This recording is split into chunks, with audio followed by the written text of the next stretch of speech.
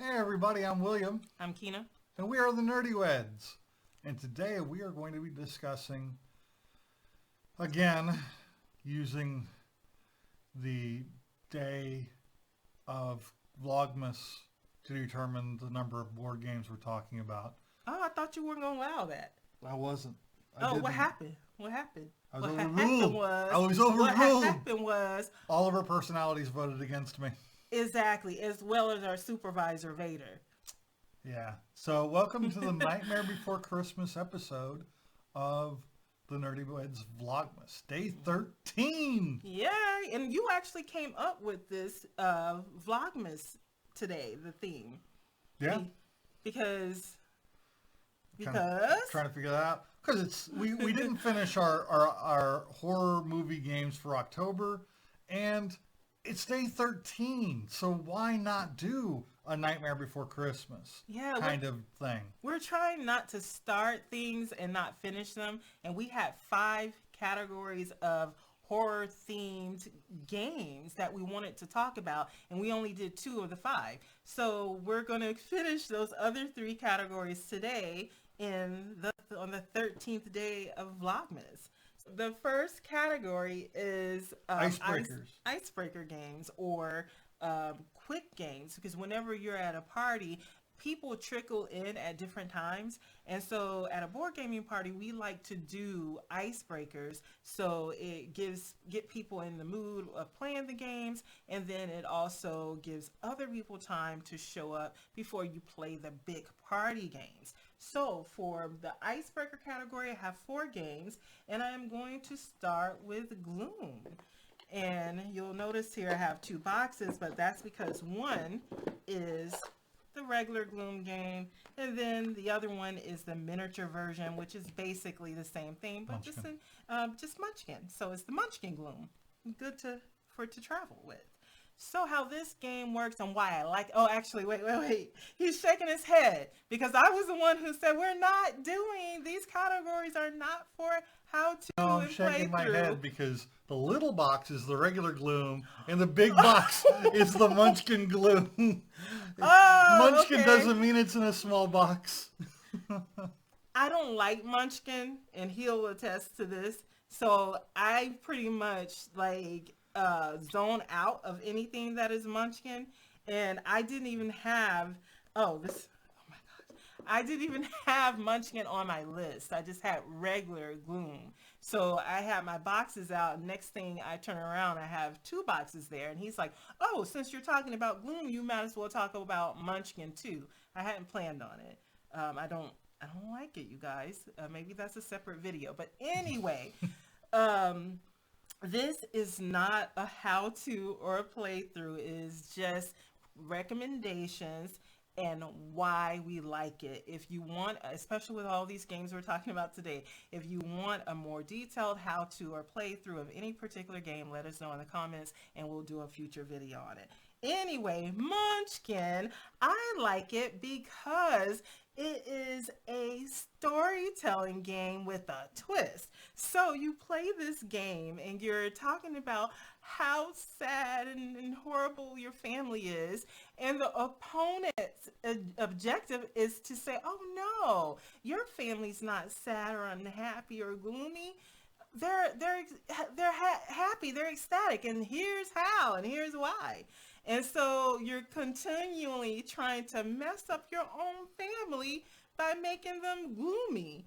And it's just like a really weird game to play, but fun at the same time, because mainly just seeing the stories that people will come up with to either keep their family unhappy or to make your family happy. Yeah. So it's a great little fun icebreaker game that you definitely do not take seriously, because nobody wants to mess up their own family in real life. At least I hope y'all don't, especially not over Christmas. But for a game, it's fun. And the sadder you make your family member, the better before you kill them, because the objective is to kill your family member when they're unhappy, and to eliminate the first person to eliminate all their people ends the game, and whoever has the most points out of their unhappy dead family wins the game. So yeah.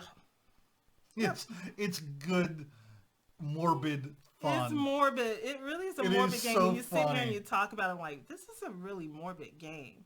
But when you're watching people play it, it's fun to watch and listen to. Especially if you got creative friends. And we've got some creative friends, and the stuff they come up with, I'm like, sleep with one eye open if you're married to that person.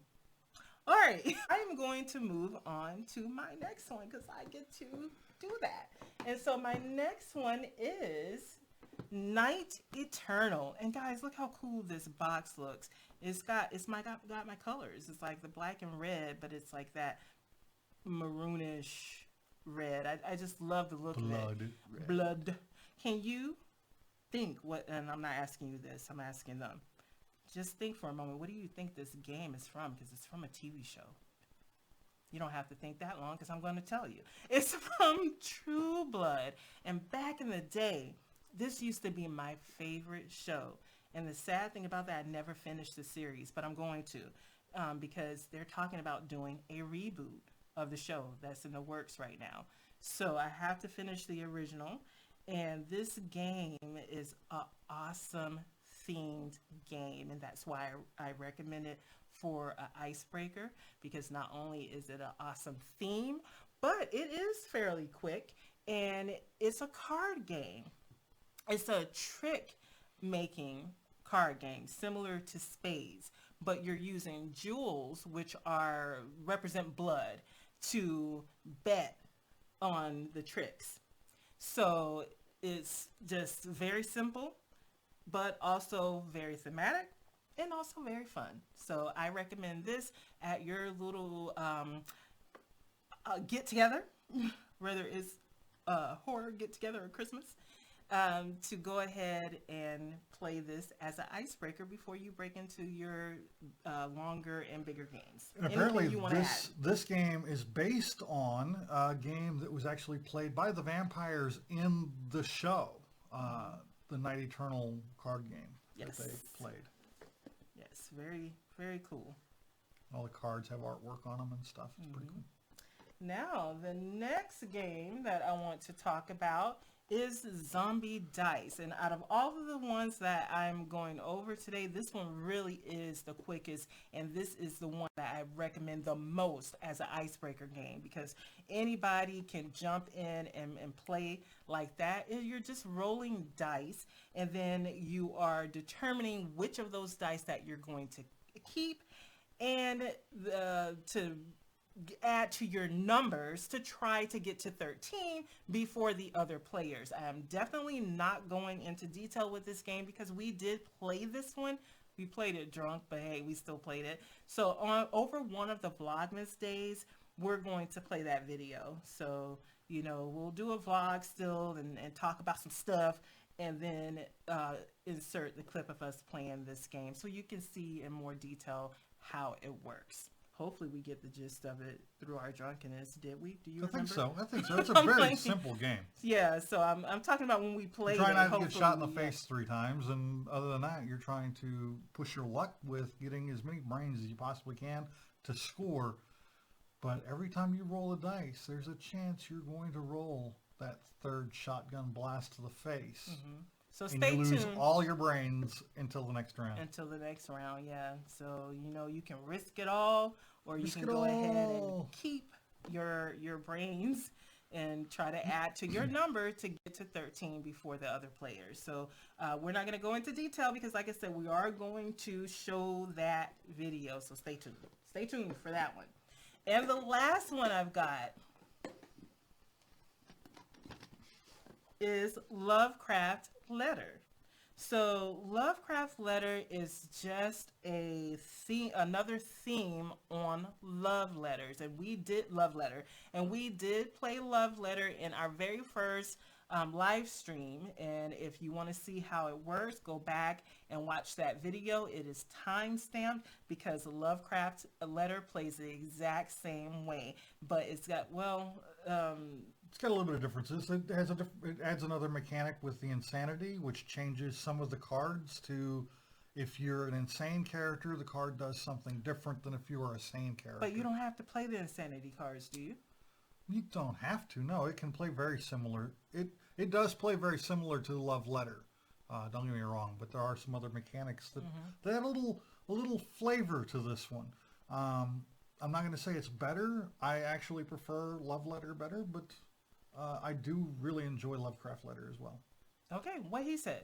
So that is the Icebreaker recommendations of game for games. So we'll go ahead and get into the meat and potatoes of your gaming party.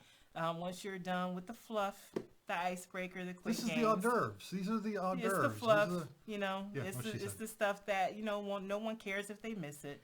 So we'll go ahead and get into his categories. My first category is your party games. These are your main entree, if you will, or they could be your dessert. You can always have dessert first. We're adults. So the first one I'm going to talk about is Zombies for the End. This is part of a zombies collection of games. They all have a very similar motif to the box covers. This one I saw in a game store and I thought, Kina loves zombie games. I am going to get her a zombie game. And the goal of this game is to be the first player to successfully undo the spell that is causing the zombie apocalypse. With an ever-changing map and a bunch of zombie dogs on your heels, it's a quick-paced, fun zombie game for 2 to 6 players to try to defeat the curse that is causing the zombie hordes. And it's got some cool miniatures in it of little zombie dogs and about 30 map tiles to interchange to change the map and the environments that you're playing in. It is Zombies for the End. My next one is a classic that is played at conventions all around the world. People, for such a tiny little box, people spend literally entire weekends from the time they wake up to the time they go to bed, every single day playing this. I know people that do that. Play this game the entire convention. And that is Werewolf. This game is a social deduction game. If you are one of the cool kids right now, everybody's playing Among Us. We played it on our channel a few days ago. Check that video out. Unfortunately, you can't hear my audio. I screwed up when I set up the recording of that. But this is the live action version of that game, where somebody at your table is a werewolf who's killing the other players. And during the daylight hours, all of the players are trying to figure out who the werewolf is. There are different roles, such as the fortune teller or the seer or some other roles in the game that allow players to gather clues to find out who the werewolf is. Problem is, the werewolf is trying to figure out who those players are so they can kill them too. So that is Werewolf. Next one is based on the 1980s John Carpenter movie, The Thing. This game is Outpost 31, Infection and Outpost 31. This is simulating the movie environment of you are stuck as a researcher in an Antarctic South Pole research station, isolated from the rest of the world with an alien entity. Again, another Among Us kind of scenario where there's an alien entity among you who is not trying necessarily to kill everybody in the group, but they are trying to be on the helicopter at the end of the game. Things are going wrong in the station. You've got to repair it. You're sending out teams. And the other players who are not the Thing are trying to figure out who is. And other players might be infected during the game and become the Thing. And moving on to this one, which is Mysterium. This is another, what is this? I believe it's a 3 to 8 player. I thought it was 3 to 5. 3 to 5. Oh, I gotta look at the book. Look at the box. Look at the box. Here it is. 2 to 7 player game. So it's a 2 to 7 player game, ages 10 plus.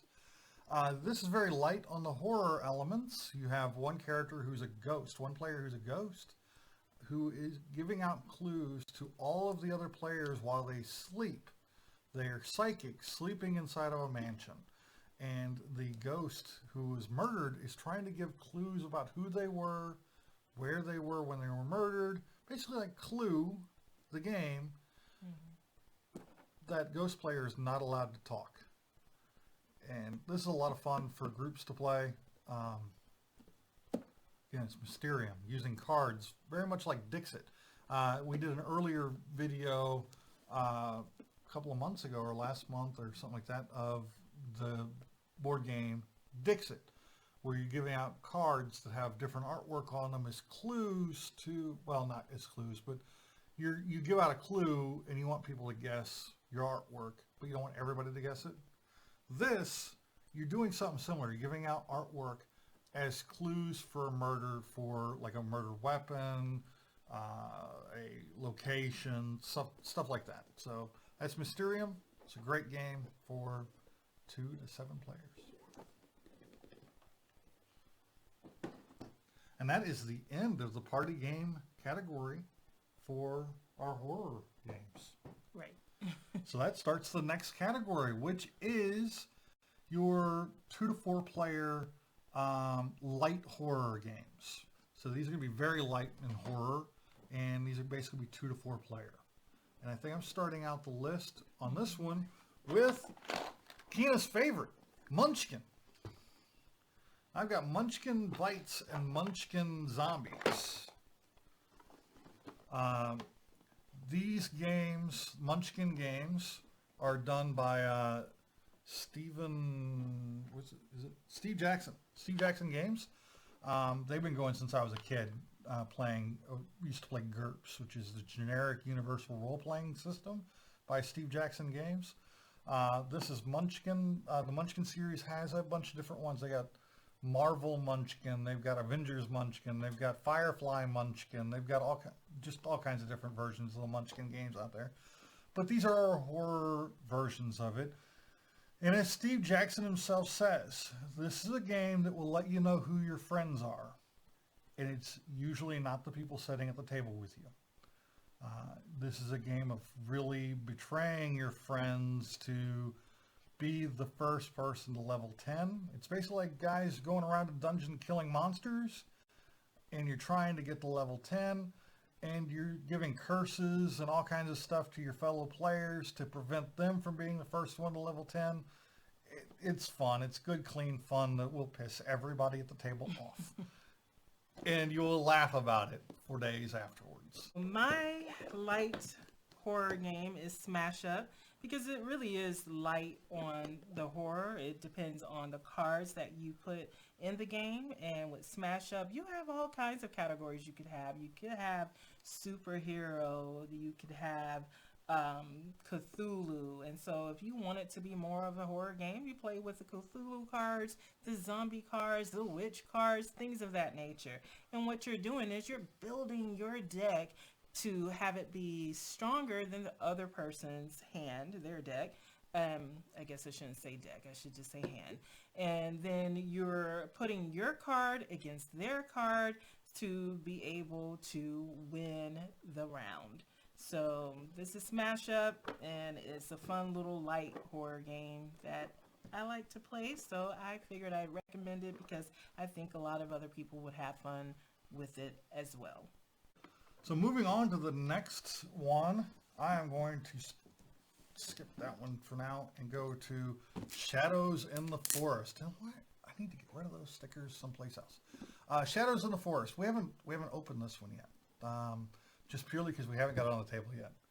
It is a 2 to 7 player game where you have one player who's like the ranger at the park. He's carrying a lantern, and he is hunting down these little creatures that are hiding in the forest. And that's where the horror element is. You turn off all the lights in your room, and you got these little cute creatures that are hiding in the shadows of 3-dimensional trees set up on the board. And the watcher, or the hunter, is walking along paths.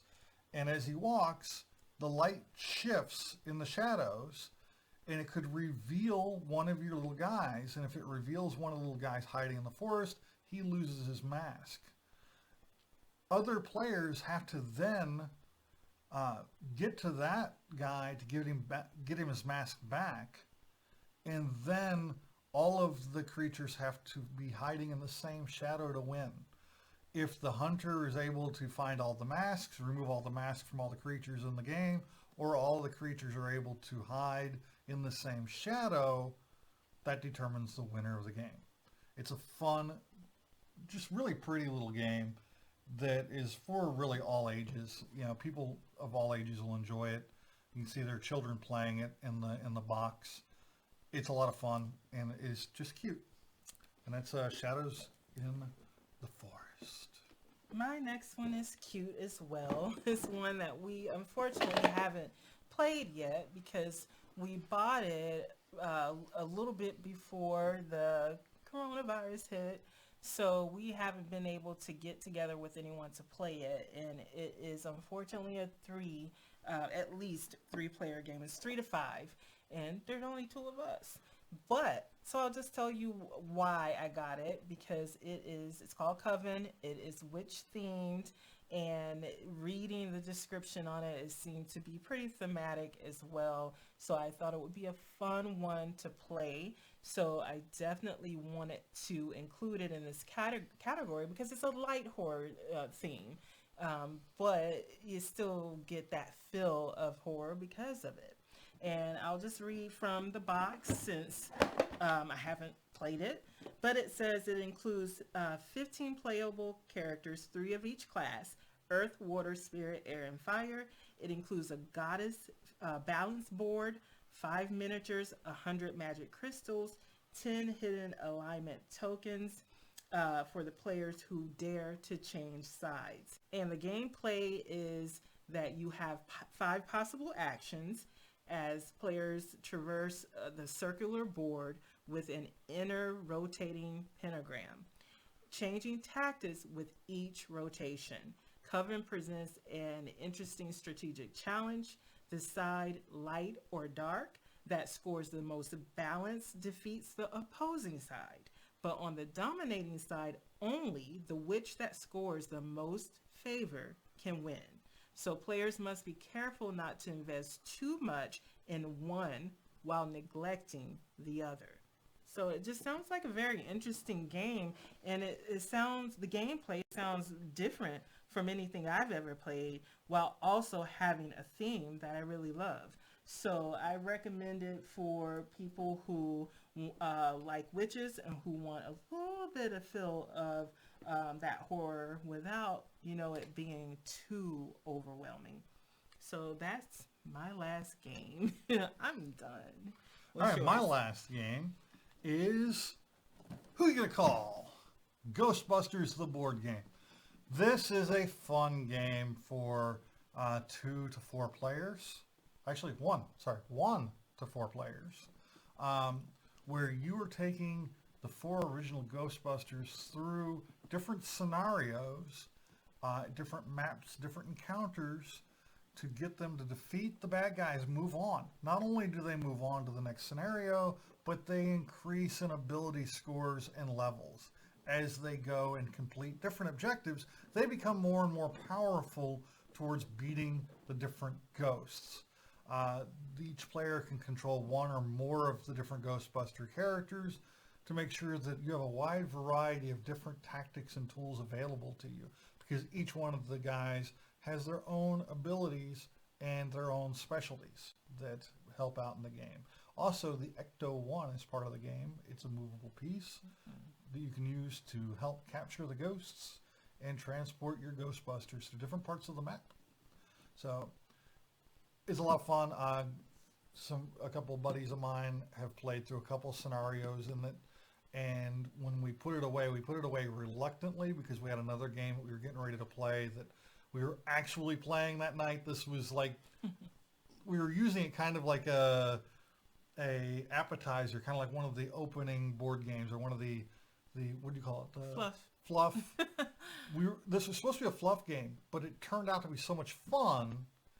that we wanted to keep playing it. We had to actually pull ourselves away from it to go play Gloomhaven, which was the big game we were playing that night.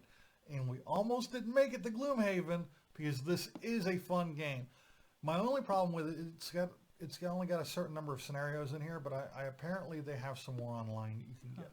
So that's Ghostbusters, the board game. A lot of fun. All right, so we covered 3 category of games in one video for a total of 13 games. 4 games each category, 5 games in the last category. So that wasn't that bad, actually. No, not at all. Well, you did more work than me, so of course I'm going to say it wasn't that bad. So thank you. Thank you for all your heavy lifting.